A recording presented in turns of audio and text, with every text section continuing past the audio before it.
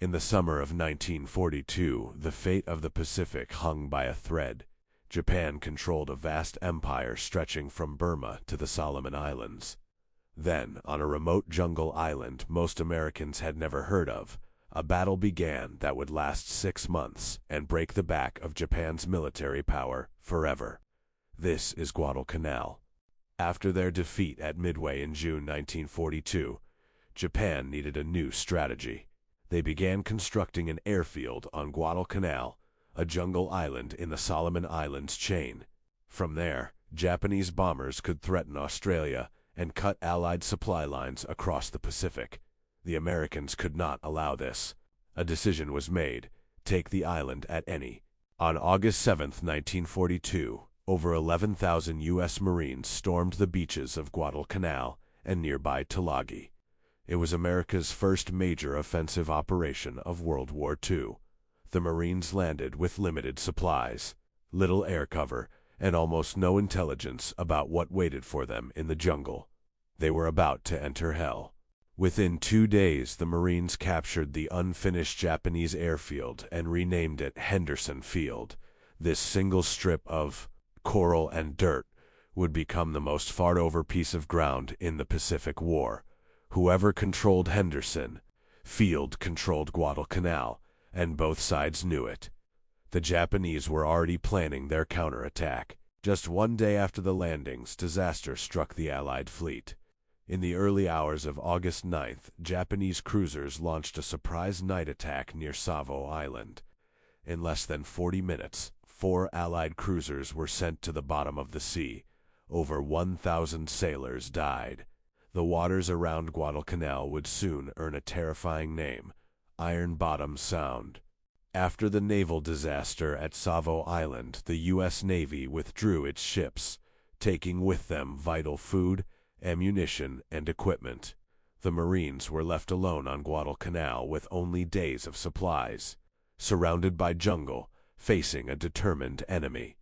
And cut off from reinforcement, 11,000 men were now on their own. Their orders: hold Henderson Field at all costs. Japan's response was swift and brutal. General Ichiki led 900 elite soldiers in a night assault against the Marine perimeter on August 21st, convinced that Americans would flee. Ichiki ordered a frontal charge across the Ilu River.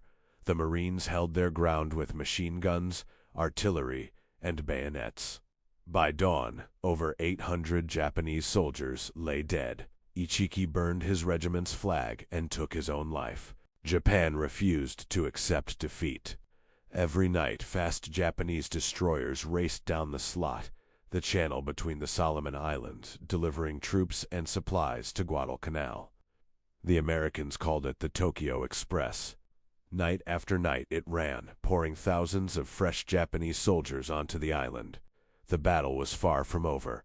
Henderson Field became the target of relentless Japanese air attacks. Every day, waves of bombers and Zero fighters swept down from Rabaul, 600 miles away. The American pilots, flying battered, patched-up Wildcats, faced overwhelming odds. Yet they fought back with extraordinary courage. The pilots defending Henderson Field became legends, known simply as the Cactus Air Force. Away from the beaches and airfield, a different kind of war was being fought. In the suffocating jungle heat, Marines and Japanese soldiers hunted each other through dense undergrowth. There were no front lines. The enemy could be anywhere, behind a tree, beneath the roots, waiting in silence. Malaria, dysentery, and tropical disease killed almost as many men as enemy bullets. In September 1942 came the most critical moment of the campaign.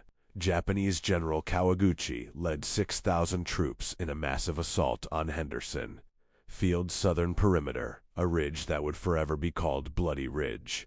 For 2 nights, wave after wave of screaming Japanese soldiers charged the thin Marine line. Lieutenant Colonel Chesty Puller held the perimeter with 800 men. They did not break. The waters around Guadalcanal became a graveyard for ships of both nations. 7 major naval battles were fought in these waters between August and November 1942. American and Japanese fleets clashed in the darkness, at point-blank range, in some of the most ferocious sea battles in history.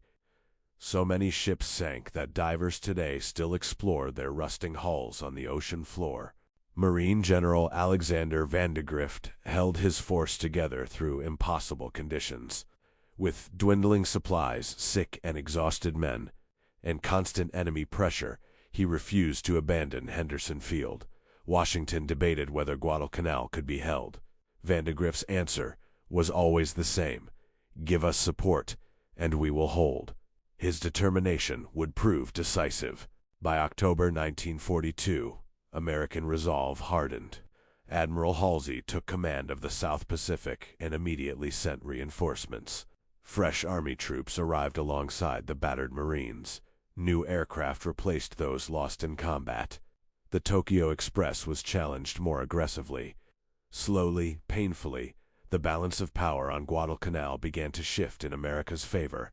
In November 1942, the largest and most savage naval battle of the entire campaign exploded across Iron Bottom Sound. For 3 nights, Japanese and American warships fought at almost point-blank range in complete darkness.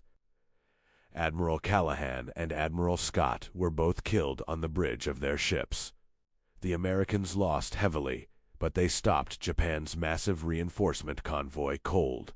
By December 1942, Tokyo faced a devastating reality.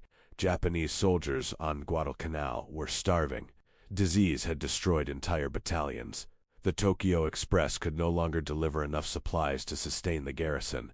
In a decision that shocked Japanese commanders, Imperial headquarters finally gave the order no one had dared suggest: abandon Guadalcanal and evacuate the survivors.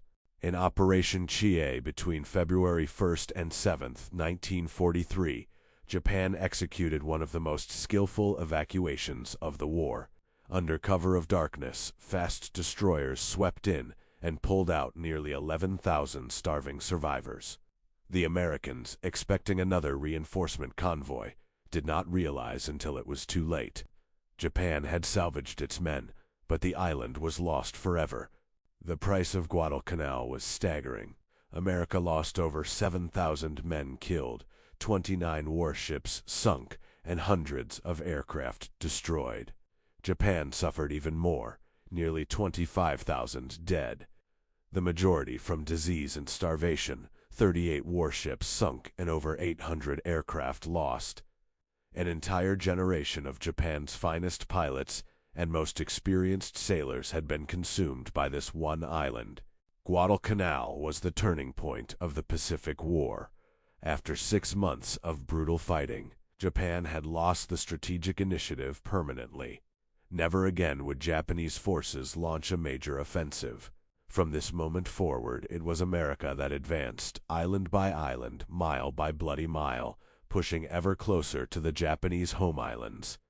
The tide had turned and would never turn back.